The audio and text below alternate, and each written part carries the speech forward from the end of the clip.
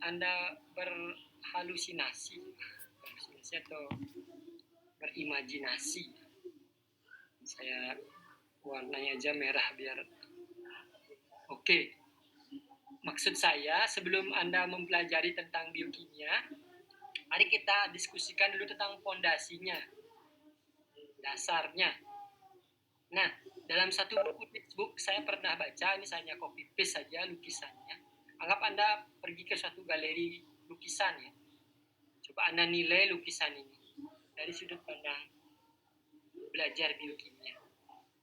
Nanti satu persatu, mungkin 1, 2, atau 3 mahasiswa nanti saya minta pendapatnya, hidupkan mikrofon ya, untuk memberikan pendapat tentang makna lukisan ini ya. Ini lukisan yang sudah cukup kuno dari abad pertengahan ya. Di buku teks, salah satu buku textbook biochemistry itu diberikan makna ya. Rupanya walaupun sebagai seorang ilmuwan ya, itu kita tidak terlepas juga sebagai seorang seniman ya. Jadi silakan, saya kasih waktu 1 menit untuk memikirkan ya. Oke? Ngerti maksudnya Sinta dan kawan-kawan? Nanti saya minta jawabannya ya. Pak. 1 menit silakan mulai dari sekarang.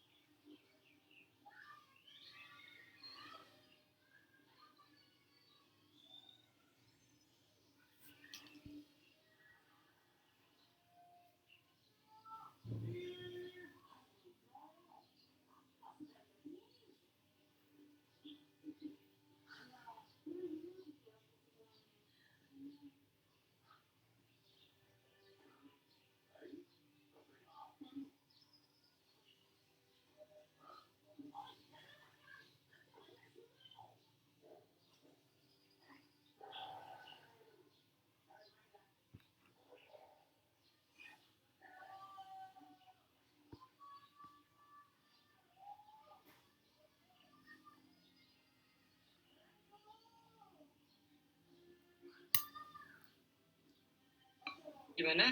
Siapa yang sudah punya ide? Hidupkan mikrofonnya.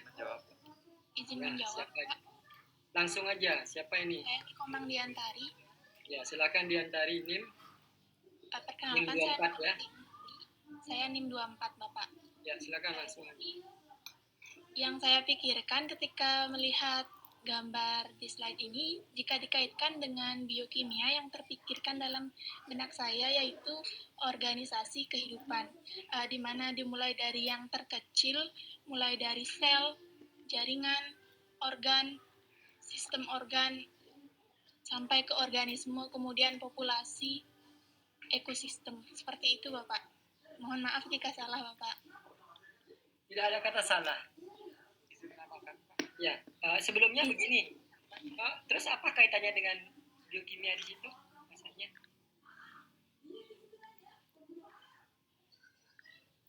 Maksudnya Diantari? Kaitannya berkaitan dengan sel makhluk hidup, jaringan, dan organ, Pak. Oke. Kalau ini sedikit ya untuk berikutnya, tapi tidak salah Diantari.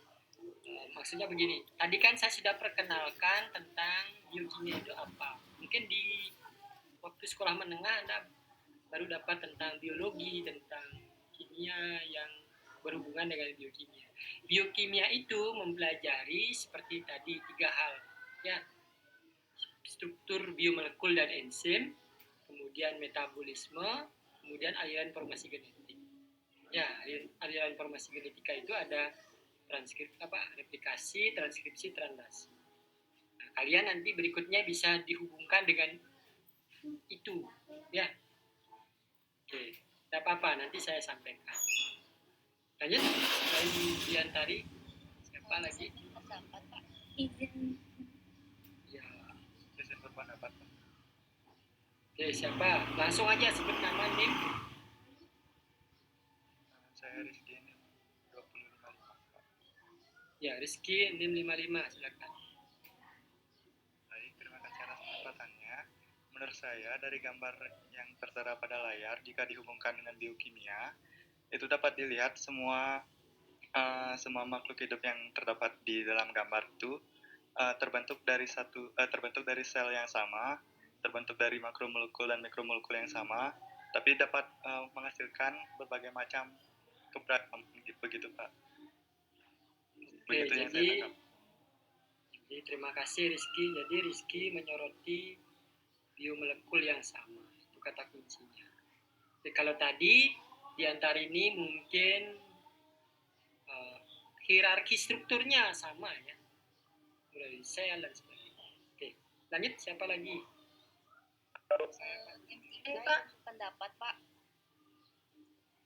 Langsung NIM 03. NIM 03 muncul di saya. 03. Izin berpendapat. Dari gambar tersebut, dari yang saya amati, menurut saya dari gambar tersebut bahwa semua makhluk hidup, baik itu pohon maupun hewan yang ada di sana, tersusun dari satu unit yang sederhana, yaitu sel, di mana mungkin sel ini akan berinteraksi, di mana sel ini memiliki DNA dan juga berinteraksi dengan makromolekul seperti protein, karbohidrat, dan makromolekul yang lain, sehingga akan tercipta suatu kehidupan atau ekosistem, Pak. Seperti itu, Pak. Terima kasih. Ya, terima kasih Yunia. Berikutnya siapa lagi? Sebutkan NIM nama. Andal 4, berizin berpendapat, Pak. Oke, 04 ini paling keras suaranya. Silakan 04. Nggak tahu karena sinyalnya terbagus kali ya. Maaf Pak, mungkin suara saya terlalu keras. Jadi Kenapa? Justru bagus ya, silakan. Jadi menyambung dari jawaban teman-teman saya tadi, hal yang terlintas di benak saya setelah melihat lukisan tersebut jika dihubungkan dengan biokimia, di mana di sana itu kan terdapat banyak seperti binatang, ada pohon yang mampu menyeimbangkan populasi yang ada di bumi gitu, sama seperti yang ada di tubuh kita. Jadi di mana di sana juga apabila kita bayangkan lukisan tersebut dalam tubuh kita sendiri, bahwa di sana banyak sekali zat-zat kimia penyusun makhluk hidup, serta terdapat juga reaksi-reaksi kimia yang dapat berlangsung dalam tubuh makhluk hidup tersebut, seperti banyaknya populasi yang ada di bumi. Seperti itu, Pak. Mohon maaf apabila. Terima kasih. Ya, sekali lagi ke adik-adik, nggak usah ada kata maaf dan izin lagi ya. Nggak usah lah.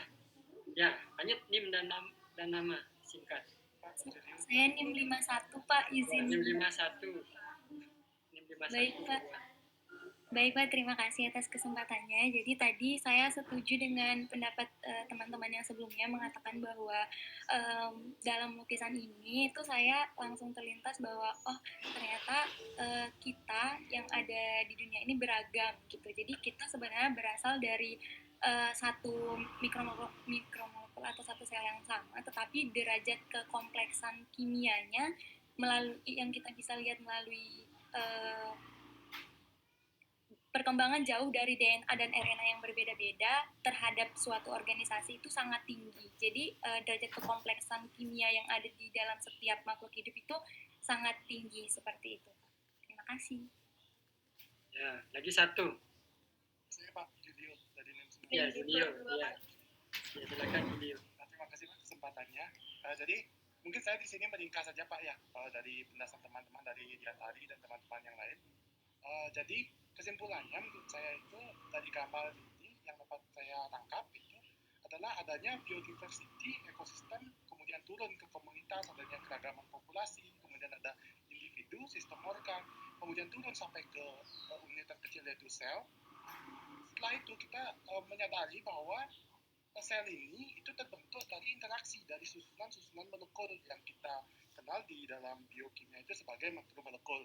Kemudian menariknya, karena interaksi-interaksi inilah itu yang membangun atau menimbulkan menunjukkan adanya kehidupan, di mana saya menangkap bahwa kehidupan itu intinya kan ada di penerusan informasi atau meneruskan informasi dari genetik, yaitu dalam DNA itu tersendiri Pak, melalui DNA kemudian turun menjadi RNA kemudian ke sintesis protein.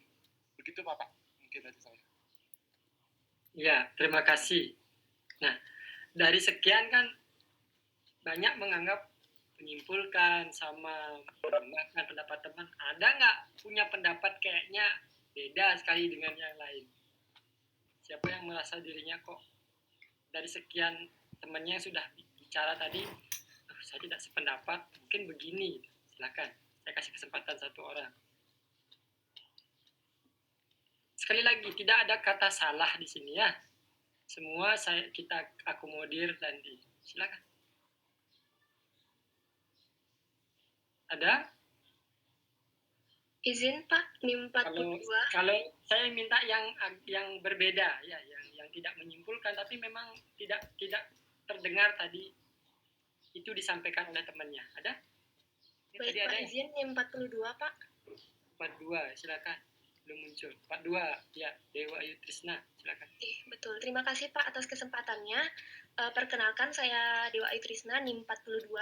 Kalau tadi teman-teman kebanyakan menyebutkan terkait struktur dari makhluk hidup itu sendiri, kalau dari saya, fondasi biokimia yang dilihat di sini adalah bagaimana reaksi satu sama lain reaksi yang terjadi mempengaruhi satu sama lain, seperti itu misalnya reaksi yang terjadi pada air ketika binatang atau hewan itu meminum air dan enzimnya jatuh pada air, dan itu juga akan mempengaruhi kelangsungan air tersebut, kemudian tanah yang disuburkan oleh kotoran hewan, kemudian bagaimana serangga membantu penyerbukan, itu terkait dari sintesis DNA, RNA, protein, dan lain-lain. Kemudian dari sisi biokimia juga bisa dilihat bahwa di sini kompleks juga untuk struktur biomolekulnya, enzimnya, karbohidratnya, terlihat di sini bahwa metabolisme juga akan mempengaruhi interaksi antar molekulnya seperti itu. Jadi yang saya tekankan adalah timbal balik antar molekul kecil yang tidak kita lihat, itu yang terjadi di sini sebagai fondasi biokimia. Seperti itu Kak. Seperti itu Pak. Terima kasih. Ya, terima kasih. Jadi semua pendapatnya benar, cuma nanti belajar menyampaikan yang lebih simpel lagi, ya, yang lebih jelas lagi. Tidak apa-apa, semua sudah bagus. Jadi saya juga belum tentu bisa menyampaikan sebaik Anda. Makanya saya setiap mengajar itu saya tidak mau hanya saya aja yang ngomong. Ya, siapa tahu setelah temannya menyampaikan, misalnya tadi Trisna, Julio, siapa lagi yang lain, mungkin kalau dia menjelaskan, baru dia paham. Jangan-jangan setiap dosennya jelaskan malah gagal paham jadinya, ya biar tidak seperti itu. Ya, jadi memang pada intinya di situ. Anda bisa baca sendiri nanti di rumah, itu ada penjelasannya di bawah ini ya. Jadi ya pada intinya memang kita dibangun oleh dasar yang sama. Jadi ada keuniversalan, ada yang sama, ada yang berbeda. Ya, ada yang universal di antara kita. Apa yang universal di antara kita? Satu sama lain kita sama pastinya, apapun itu. Mulai dari yang ada di udara yang tidak terlihat oleh mata telanjang, burung berterbangan, pohon, air, apa yang sama? Jawab Pak. Penyusunnya Bapak. Ntar dulu, ini di tempat saya hujannya deras. Saya mau hidupkan headset dulu. Apa yang sama adik-adik? Izin menjawab Bapak. Mohon maaf. Yang sama itu penyusunnya Bapak. Jadi makromolekul penyusunnya. Ya, jadi yang lebih pasti sama apa? Karena kan sudah belajar kimia ya. DNA-nya Bapak. Belum tentu sama kalau DNA. Lebih kecil dari itu? Selnya Bapak. Sel lebih besar itu. Mungkin atomnya Bapak. Ya, atom. Ya, masa atom karbonnya kita beda dengan atom karbonnya virus COVID-19? Karena Anda yakin nggak di virus COVID-19 ada atom karbonnya? Halo? Kalau masih ragu-ragu berarti Anda belum lulus belajar kimia waktu SMA atau waktu SMP sudah diperkenalkan? Halo? Sama Bapak. Wah, sama ya, atom karbon apapun itu, karbon, oksigen. Makanya kita dengan memahami lukisan ini, maka ego kita sebagai manusia yang mengatakan paling apalah gitu, paling dah, kayak bahasa Bali kalau paling ya bahaya itu jadi ego kita jadi turun ya, bahwa kita sebenarnya berasal dari hal yang sama, yaitu dalam kita sama-sama ada elektronnya, itu proton, neutron, kemudian atom karbon bergabung dengan atom-atom lain dan seterusnya jadilah molekul. Monomernya misalnya asam amino bergabung menjadi protein bergabung dengan molekul lain jadilah sel. Jadi seperti itu. Jadi dasarnya kita sama. Ya, oke, itu yang mungkin perlu saya tegaskan. Yang lain sudah benar. Ya, jadi keberagaman, ada universitasnya di situ. Ya, jadi itulah anugerah ciptaan Tuhan. Mungkin dengan diskusi ini mungkin begini ya. Siapa tahu nanti, nggak tahu ya kalau di Indonesia nggak biasa gitu ya. Mudah-mudahan nanti setelah pandemi ini kan kalau saya pergi ke Ubud itu, mungkin kalau Anda tinggal di sekitar Ubud, kalau pergi ke galeri lukisan, itu yang datang itu banyak tamu-tamu pingin dijelaskan lukisan ini artinya apa gitu ya. Siapa tahu yang belanja itu adalah ilmuwan bidang kaitannya dengan bioscience, biokimia gitu, mungkin mau beli lukisannya mahal-mahal ya, karena Anda pintar menjelaskan dari sudut pandang mata orang melihatnya, itu maksudnya ya. Ini gurauan saya aja. Jadi selain kita kuliah ya kita bisa dapat tambahan gitu ya. Oke, nah oleh sebab itu fondasi biokimia itu ada mulai fondasi seluler. Ya tadi teman Anda sudah sampaikan. Jadi kita terbangun dari unit sel. Walaupun setiap sel itu beda ya, ada sel prokariot, eukariot. Ya, itu terbagi ada arkea di antara prokariot dan eukariot. Terus prokariot mikroorganisme ada bermacam-macam ya. Ada bakteri, ada fungi, ada yeast dan sebagainya. Yang eukariot ada mamalia, ada sel tumbuhan dan sebagainya. Itu berbagai macam sel. Itu terbangun oleh sel. Jadi unit yang terkecil dalam suatu individu itu sel. Ya. Oke, ini Anda bisa baca sendiri ya. Jadi dengan mengecampingkan sel yang tingkat sederhana dari suatu organisme itu, walaupun berbeda-beda, tapi kita bisa melihat hal yang sama dalam level biokimianya kan. Ya. Oke. Boleh. Kita bisa lihat misalnya mau bergerak ya slide-nya. Mau Pak. Ya. Jadi masih kaitannya dengan fondasi biokimia. Kalau kita lihat sel ya, kita lihat selnya, kita breakdown lagi, ada misalnya kalau sel eukariot misalnya ada inti sel. Jadi kalau kita belajar biokimia, kalau belajar kimia biasa, reaksi kimia itu kita pelajari dalam tabung reaksi atau dalam gelas kimia. Tapi kalau belajar biokimia, reaksi kimia itu terjadi dalam makhluk hidup yang cukup terkecil dalam sel. Oleh sebab itu, mau tidak mau, kita harus mengenal sel itu seperti apa. Ya. Maka itu jadi fondasi. Misalnya sel eukariot sama prokariot kan Anda pernah dengar ya. Yang prokariot itu tanpa inti membran, sehingga tidak punya inti sel, nukleus. Kalau eukariot punya nukleus dia, tempatnya kromosom di situ. Kemudian di luar itu ada macam-macam, ada organel-organel macam-macam di sitoplasma ya. Ini saya tidak akan jelaskan detail, kita lanjut aja. Nah, seperti yang sudah teman Anda sampaikan tadi, kita lihat satu unit sel terkecil, unit terkecil yang disebut sel. Kalau kita breakdown lagi menjadi organel-organelnya, kemudian kita lihat satu misalnya di inti sel. Inti sel ada kromosom. Kromosom itu bentuk kompleks supramolekuler. Supramolekuler itu terbangun dari makromolekul DNA karena kromosom itu terbangun dari DNA dan protein inti nukleosum. Ya, salah satunya adalah DNA pembangunnya. Jadi pembangun dari supramolekul itulah makromolekul. Makromolekul DNA ini merupakan polimer, polinukleotida yang tersusun oleh monomernya, unit monomer, monomeric unit. Jadi unit monomer itu disebut dengan nukleotida yang terdiri dari fosfat, gula, basa.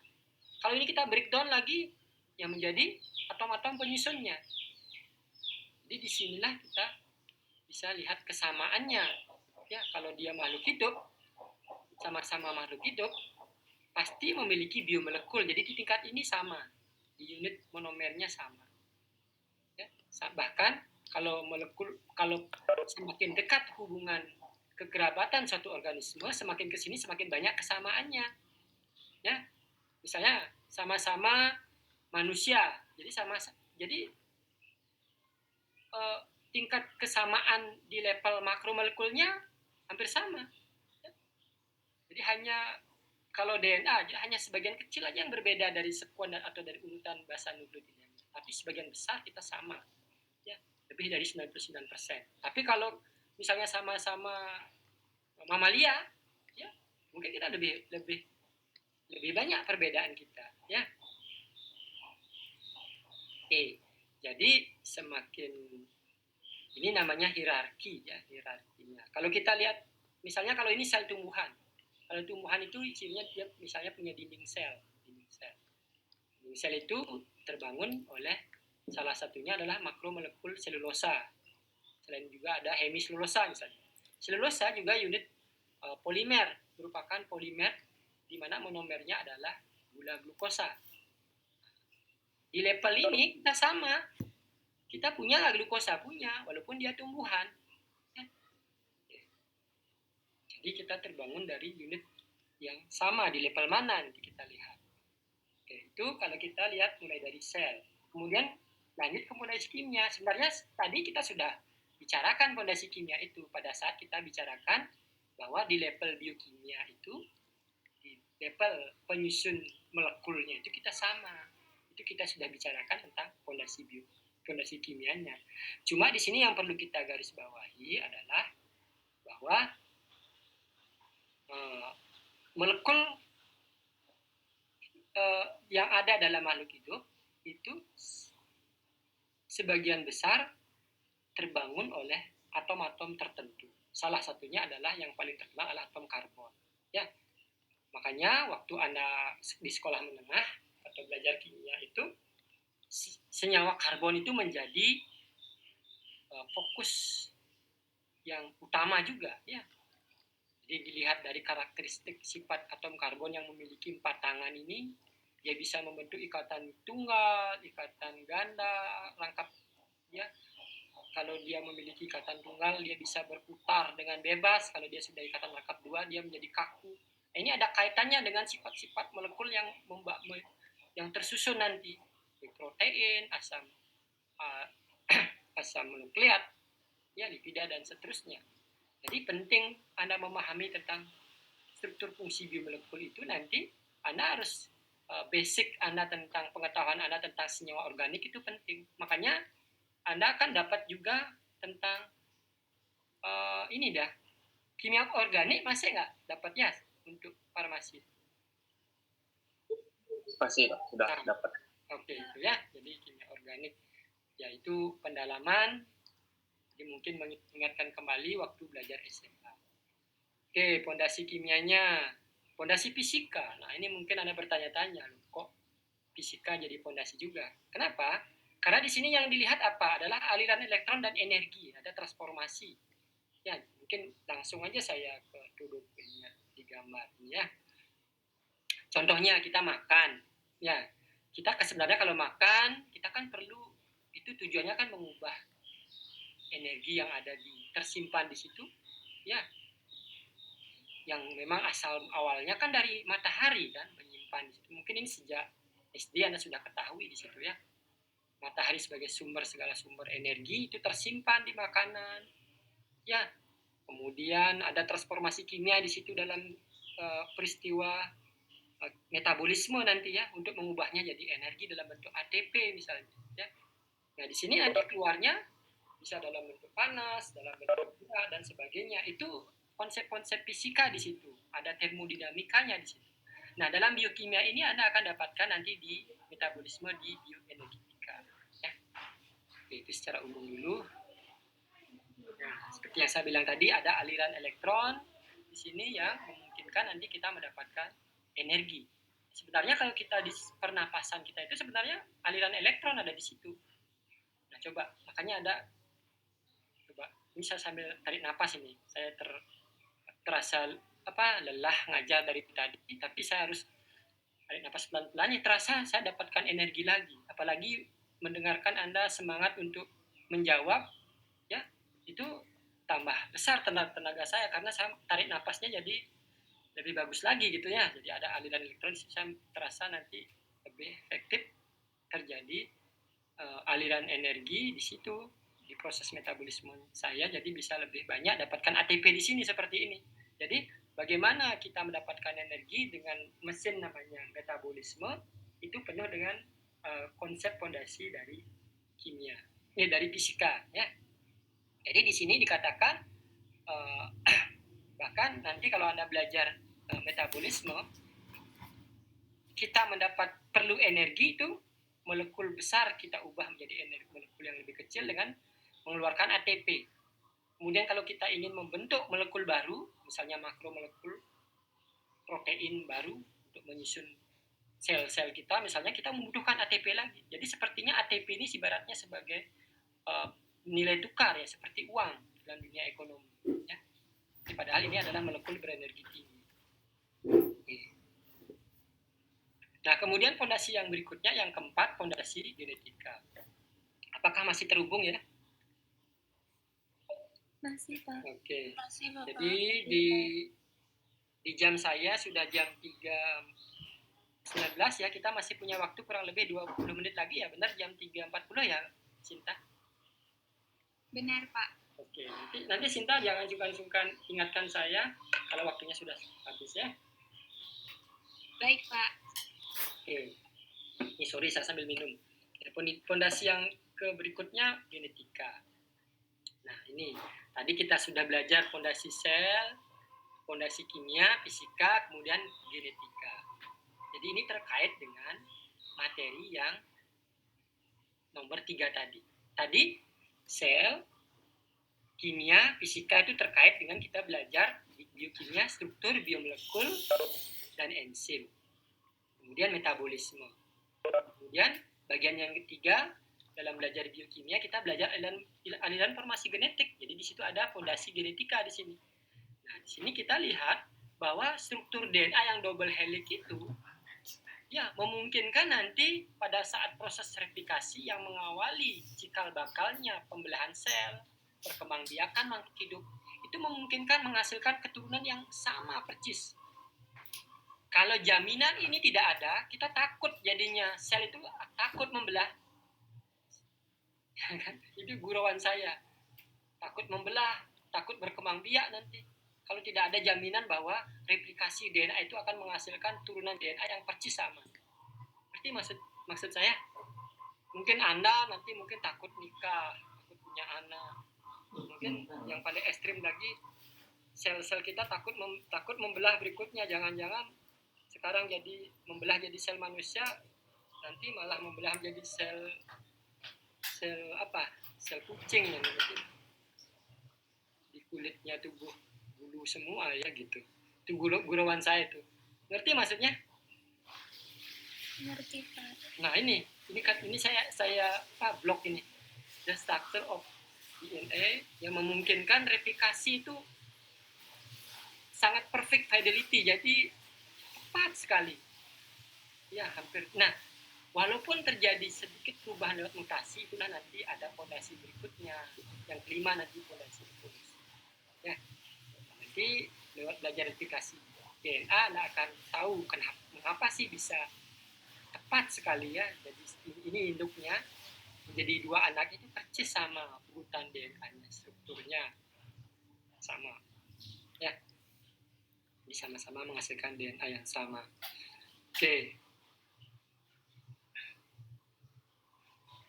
Nah, jadi nanti akan ada, walaupun ada jaminan seperti ini, ya, karena ada faktor lingkungan, ya, baik, ya, faktor lingkungan. Anda kan sudah belajar teori evolusi ya, mungkin dengan ini Anda akan bisa lebih paham karena ada pendekatan ke lebih molekuler, ke tingkat molekul nanti, bagaimana memahami evolusi itu, ya, karena ada, ini saya simpulkan aja di bawah yang hijau ini. Perubahan yang berlahan di tingkat molekul itu akan memicu perubahan sel yang selalu menyesuaikan dengan kondisi lingkungan. Ini sebagai fondasi evolusi selanjutnya.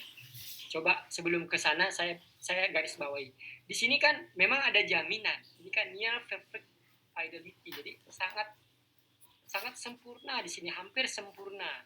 Tetapi kalau ada pemicu, ya, itu akan terjadi mutasi sedikit demi sedikit. Contoh yang paling nyata ya, kalau kita mungkin karena sudah organisme tingkat tinggi mungkin agak lambat. Virus saja, virus COVID-19 kan ada varian Delta dan seterusnya ya, karena dia materinya RNA yang mudah termutasi. Jadi itulah yang memicu evolusi, berubah dia jadinya sifatnya. Ya. Oke, ini saya lupa tuliskan. Ini teori berikut yang kelima itu adalah evolusi ya. Evolusi. Yang fondasi berikutnya. Jadi bagaimana peranannya? Peranan mutasi dalam evolusi kita bisa lihat di sini. Ya. Misalnya saat ini urutan DNA-nya seperti ini. Anda kan pernah dengar ini ya, lihat ini ya. TGA, ini apa artinya? T ini timin, guanin, adenin, pernah dengar ya? C sitosin. Pernah. Ya, oke. Sekarang kan musim pandemi. Ya, ada PCR dan sebagainya, itu penuh harusnya. Jadi orang yang tidak belajar biokimia, ilmu IPA tuh kalau dia sangat penasaran sampai nonton YouTube, lihat baca-baca di Google itu pasti sedikit tidaknya kenal ya. Jadi ini akan secara gradual, ini akan terakumulasi nanti mengapa terjadi evolusi. Coba lihat. Misalnya ini nanti dia pada suatu waktu misalnya ada perubahan iklim atau apa yang memicu ya, atau kena sinar UV dan sebagainya mungkin ya. Nah, itu terjadilah mutasi di salah satu keturunannya. Ya, ini sama seperti induknya, ini mutasi misalnya dari G menjadi A. Ini kan satu, jadi ini namanya point mutation. Jadi satu titik aja termutasi, satu basa. Kemudian ini keturunannya ini berikutnya ya persis sama, tapi dia termutasi di tempat lain, misalnya di G ya. Jadi G-nya harusnya T ya. Di sini berarti dari sini, dari ini orang kakeknya ke cucunya ini sudah ada 2 mutasi. Kemudian ini kita lihat ini saja dulu. Nah, kalau di sini ya sampai ada 5 mutasi, berarti semakin lama kan semakin banyak terjadi mutasi. Coba Anda lihat. Nanti Anda belajar di aliran informasi genetik bahwa kalau ini gen, ya 3 basa nukleotida ini pengkode protein, pengkode asam amino. Berarti kalau ini berubah, nanti kodonnya bisa berubah. Sehingga nanti kodon berubah, protein yang dihasilkan berubah. Ya, bisa berubah struktur dulu, lama-lama fungsi. Bahkan ada yang fungsinya hilang, dan bahkan ada yang fungsinya akan berubah. Ya. Oke. Jadi itu konsep mutasi yang mengawali terjadinya evolusi. Jadi perubahan sedikit demi sedikit sebenarnya di tingkat. Ya. Oke. Sebelum saya diskusikan tentang tugas, ya, apakah ada pertanyaan sampai sejauh ini? Sisa waktu, ini baru jam 3.26 kalau di jam saya. Nah, jadi fondasi biokimia itu, ya, ini kelewatan saya nulisnya. Ada 4 ya. Ada 5 ya, keempat genetika, kemudian yang kelima itu adalah fondasi evolusi. Silakan, ada pertanyaan?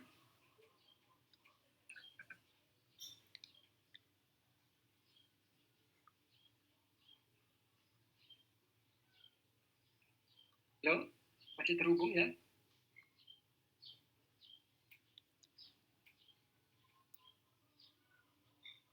Halo, Masih Pak. Masih Pak. oke. Kalau ada pertanyaan? Kalau tidak, oke, saya lanjut dulu di sini. Ya, jadi kalau tidak ada pertanyaan, terima kasih. Kalaupun masih ada pertanyaan sampai minggu depan ya silahkan. Nah sekarang PR-nya silahkan buat diskusi kelompok. Untuk kormanya mungkin saya kasih keleluasaan untuk menyampaikan usul. Kalau saya tadi maksimum ada berapa tadi 18 kelompok ya, itu kalau jumlahnya 5. Tapi saya pikir sih itu dalam satu pertemuan ada 6 kali presentasi itu cukup kejar-kejar